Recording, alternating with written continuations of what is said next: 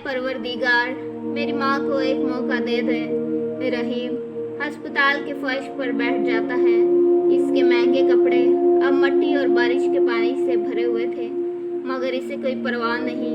इसे याद आता है कि बचपन में जब इसे बुखार होता था तो माँ पूरी पूरी रात जागकर इसके सर पर पट्टियाँ रखती थी। आज वो जाग रहा है, मगर माँ बेहोश। जिस गरूर पर इसे नाज था वो अस्पताल की इस ठंडी ज़मीन पर ढेर हो चुका था। इसे समझ आ गया था कि मशीनों की आवाज़ और डॉक्टरों की फीस इसे वो सुकून नहीं दे सकती जो माँ की एक हल्की सी थपकी में होता था। वो रात रहीम की ज़िंदगी की तवील तरीन रात थी, जहाँ हर गुजरता लम्हा इसे इसकी औकात याद दिला रहा था। रात के इस पहर जब दुनिया सो रही थी, रहीम की रूह जाग उठी थी। इसने ज़िंदगी भर जिस दौलत को अपनी ताकत समझा था, आज वो दौलत अस्पताल के काउंटर पर जमा करवाने के अलावा किसी काम की नहीं रही थी। इसे याद आ रहा था कि कैसे इसने अपनी माँ को धक्का दिया था, कैसे इनकी नसीहतों का मजाक उड़ाया था। हर वो लफ्ज़ जो इसने गुस्से में कहा आज इसके अपने कानों में हथौड़ों की तरह बज रहा था। रहीम सजदे से सर उठाता है। इसकी आंखें सुर्ख थी और चेहरा नदामत से भरा हुआ था और आंसू रुकने में ना आ रहे थे। या अल्लाह, मैं कितना अंधा हो गया था। मैंने इस हस्ती को दुख दिया जिसके कदमों तले तूने जन्नत रखी है।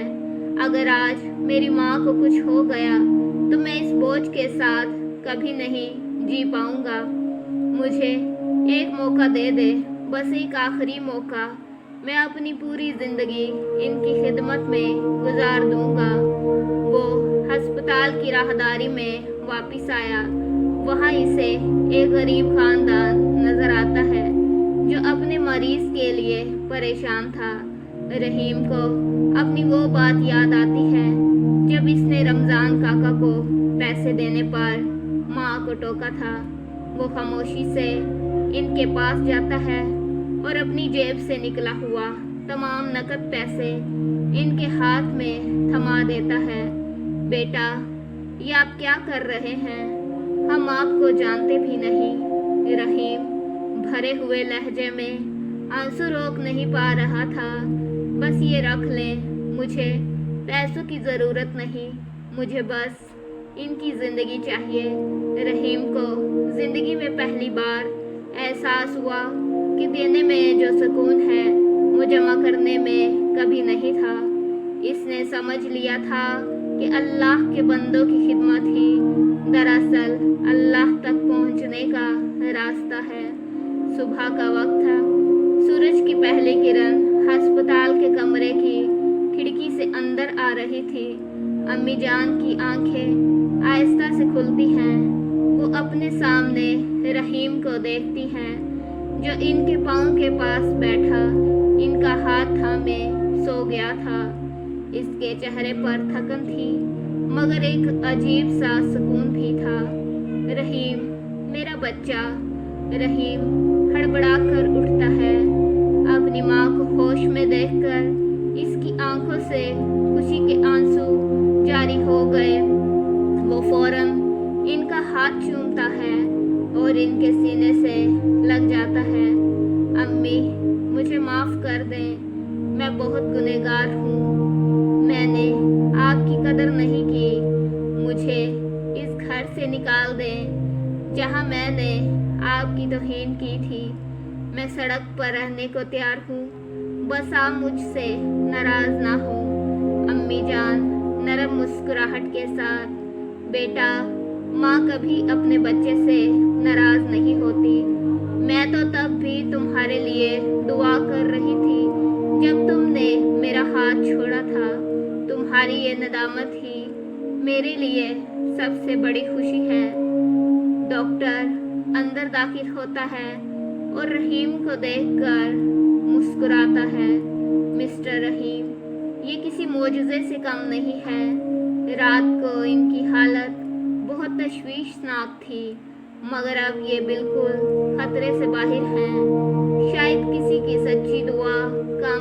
है। रहीम जानता था कि वो दुआ किसकी थी। वो दुआ इस गरीब खानदान की भी हो सकती थी जिसकी इसने मदद की थी, और खुद इसकी माँ की भी, जो बेहोशी में भी अपने बेटे का भला मांग रही थी। रहीम ने इस दिन फैसला कर लिया कि अब से इसका महल, इसकी दौलत और इसकी जिंदगी सब कुछ इसकी माँ के नाम होगी। कुछ दिन बाद रहीम अपनी माँ को वापस घर लेकर आता है। वो खुद गेट खोलता है और इनके जूते सीधे करता है। अब वो मगरूर रहीम नहीं रहा था, बल्कि एक फर्माबरदार बेटा बन चुका था।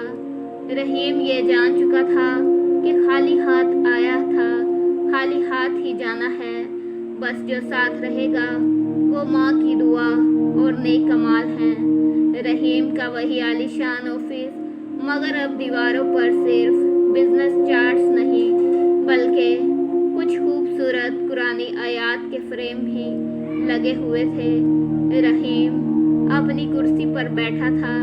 इसके सामने वही रमज़ान काका, इनका पुराना मुलाजिम, बैठा चाय पी रहा था। तौबा सिर्फ ज़ुबान से अदा किए गए चंद अल्फाज का नाम नहीं, बल्कि अपने अमल से अपनी गलतियों की तलाफी करने का नाम है।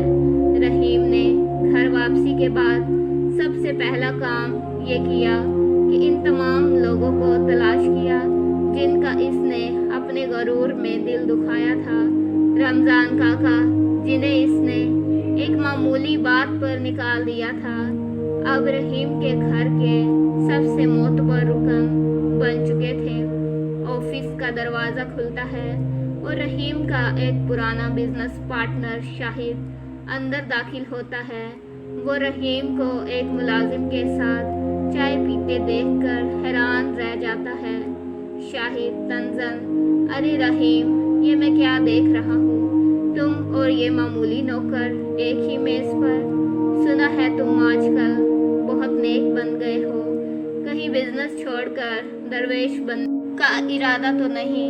रहीम मुस्कुराते हुए, शाहिद भाई, मैं दरवेश तो नहीं बना, बस इंसान बनने की कोशिश कर रहा हूँ। जिस मामूली नौकर को आप देख रहे हैं, ये मेरे बुजुर्ग हैं।